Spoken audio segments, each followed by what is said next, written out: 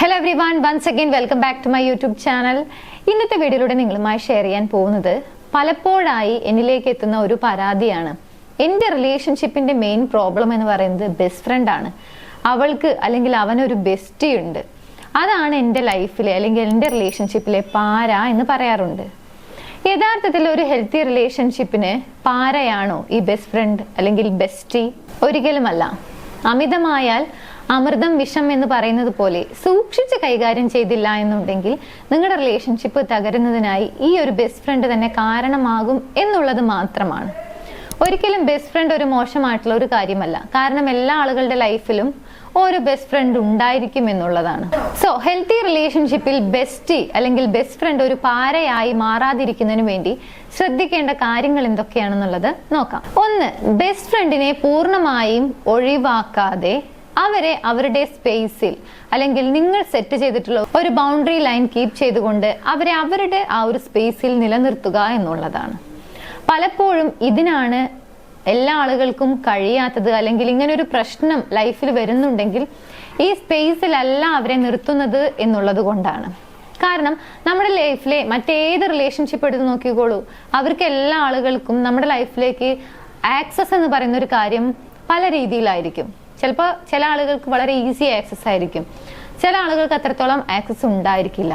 So ഇതാ ഒരു space നൽകിയിട്ടുള്ള ഒരു കാര്യമാണ്. അതുകൊണ്ട് തന്നെ നിങ്ങളുടെ ബെസ്റ്റ് ഫ്രണ്ടിനെ നിങ്ങൾ ഉദ്ദേശിക്കുന്ന രീതിയിലുള്ള ഒരു സ്പേസിലായിരിക്കണം നിലനിർത്തേണ്ടത്. ഇതാണ് ആദ്യം ശ്രദ്ധിക്കേണ്ട കാര്യം. രണ്ട്, നിങ്ങളുടെ ബെസ്റ്റ് ഫ്രണ്ടുമായി ഒരു പക്ഷേ നിങ്ങൾ വളരെയധികം കമ്മ്യൂണിക്കേഷൻ ചെയ്യുന്ന കൂട്ടത്തിലായിരിക്കും. അതായത് ഒരുപാട് കാര്യങ്ങൾ നിങ്ങളുടെ ലൈഫിലെ A to Z എല്ലാ കാര്യങ്ങളും നിങ്ങൾ ഷെയർ ചെയ്യുന്നുണ്ടായിരിക്കാം. പക്ഷെ അതിലൊരു കാര്യം നിങ്ങൾ ഷെയർ ചെയ്യാൻ പാടില്ല. അതാണ് നിങ്ങളുടെ റിലേഷൻഷിപ്പ് റിലേറ്റഡ് ആയിട്ടുള്ള കാര്യങ്ങൾ. അതായത് നിങ്ങളുടെ ലൈഫ് പാർട്ട്ണറെ കൂടി സംബന്ധിക്കുന്ന വിവരങ്ങൾ ഒരിക്കലും ബെസ്റ്റ് ഫ്രണ്ടിനോട് ഷെയർ ചെയ്യേണ്ടതിന്റെ ആവശ്യകതയില്ല.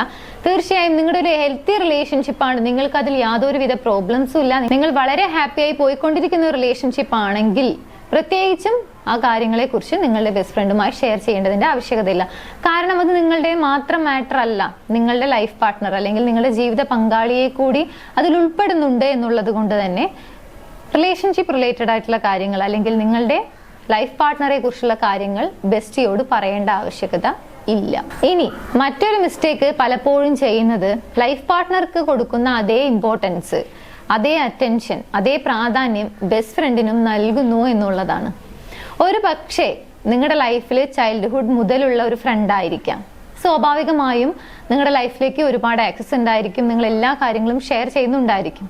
പക്ഷേ നിങ്ങൾക്കൊരു ലൈഫ് പാർട്ട്ണർ ഉണ്ടായിരിക്കുന്ന സമയത്ത് അത് ആ ഒരു ഫ്രണ്ടാണ് എനിക്ക് ഏറ്റവും ഇമ്പോർട്ടൻ്റ് അല്ലെങ്കിൽ ലൈഫ് പാർട്ട്ണറേക്കാൾ കൂടുതൽ ഇമ്പോർട്ടൻസ് എന്ന രീതിയിൽ പ്രകടമാകുമ്പോഴാണ് റിലേഷൻഷിപ്പിൽ പ്രോബ്ലംസ് വരുന്നത്.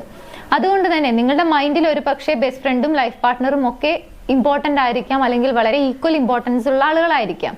പക്ഷെ അത് പ്രകടമാകുമ്പോഴാണ് പ്രശ്നം വരുന്നത്. എസ്പെഷ്യലി ലൈഫ് പാർട്ട്ണറെ സംബന്ധിച്ചിടത്തോളം അല്ലെങ്കിൽ അവരുടെ ആംഗിളിൽ നിന്ന് ചിന്തിക്കുമ്പോൾ അത് അത്രത്തോളം ആക്സെപ്റ്റബിൾ ആയിട്ടുള്ള ഒരു കാര്യമായിരിക്കില്ല. അതുകൊണ്ട് തന്നെ പ്രത്യക്ഷത്തിൽ അല്ലെങ്കിൽ വളരെ പ്രകടമാകുന്ന രീതിയിൽ അല്ലെങ്കിൽ ഓപ്പോസിറ്റ് നിൽക്കുന്ന ലൈഫ് പാർട്ട്ണറെ ഹേർട്ട് ചെയ്യുന്ന രീതിയിൽ അവർക്കൊരു ഇൻസെക്യൂരിറ്റി ഉണ്ടാക്കുന്ന രീതിയിൽ ഒരിക്കലും ബെസ്റ്റ് ഫ്രണ്ടിനെ ഒരു അറ്റൻഷനോ അല്ലെങ്കിൽ കൂടുതൽ പ്രാധാന്യമോ നൽകാൻ പാടില്ല എന്നുള്ളതാണ് ഹെൽത്തി റിലേഷൻഷിപ്പ് മുന്നോട്ട് കൊണ്ടുപോകണമെന്നുണ്ടെങ്കിൽ ശ്രദ്ധിക്കേണ്ട മറ്റൊരു കാര്യം. ഇനി മറ്റൊരു മിസ്റ്റേക്ക് ചെയ്യുന്നത് ലൈഫ് പാർട്ട്ണറേക്കാൾ കൂടുതൽ ടൈം സ്പെൻഡ് ചെയ്യുന്നത് ബെസ്റ്റ് ഫ്രണ്ടുമായിട്ടായിരിക്കും.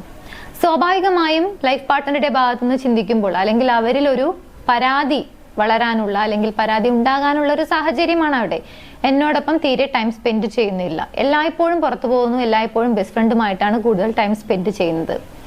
അങ്ങനെയുള്ള ഒരു പരാതി നിങ്ങളുടെ ലൈഫ് പാർട്ട്ണർക്ക് വന്നു കഴിഞ്ഞാൽ സ്വാഭാവികമായും അത് നിങ്ങളുടെ ആ ഒരു മാരേജ് ലൈഫിനെ അല്ലെങ്കിൽ നിങ്ങളുടെ ആ ഒരു റിലേഷൻഷിപ്പിനെ ബാധിക്കും എന്നുള്ളതാണ്. സോ നിങ്ങളുടെ റിലേഷൻഷിപ്പ് ഹെൽത്തിയായി കൊണ്ടുപോകുന്നതിനും ബെസ്റ്റ് ഫ്രണ്ടിനെ അതിൻ്റെതായ ഒരു സ്പേസിൽ നിലനിർത്തി കൊണ്ടുപോകുന്നതിനും വളരെ ഇമ്പോർട്ടൻ്റ് ആയിട്ടുള്ള മറ്റൊരു കാര്യമാണ് കൂടുതൽ ടൈം സ്പെൻഡ് ചെയ്യേണ്ടത് ലൈഫ് പാർട്ട്ണറുമായിട്ടാണ്, ബെസ്റ്റ് ഫ്രണ്ടുമായിട്ടല്ല എന്നുള്ള തിരിച്ചറിവ്. ഫൈനലി ശ്രദ്ധിക്കേണ്ട മറ്റൊരു കാര്യം, ഈ ബെസ്റ്റ് ഫ്രണ്ട് ഒരിക്കലും ഒരു തേർഡ് പാർട്ടി ഇൻഫ്ലുവൻസ് എന്ന രീതിയിൽ നിങ്ങളുടെ റിലേഷൻഷിപ്പിലേക്ക് എൻറ്റേഡ് ആവരുത് എന്നുള്ളതാണ്.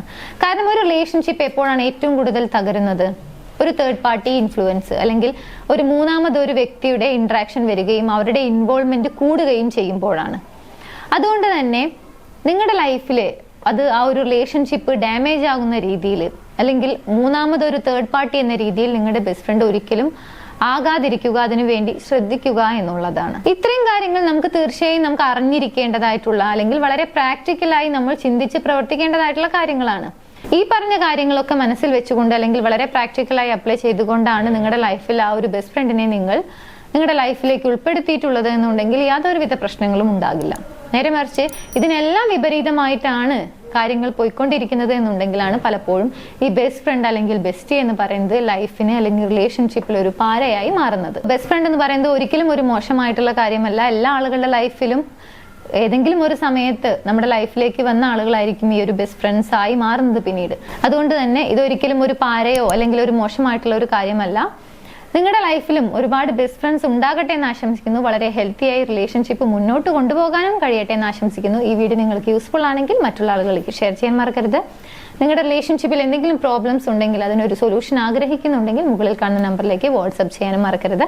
നമുക്ക് മറ്റൊരു വീഡിയോയിൽ കാണാം. താങ്ക്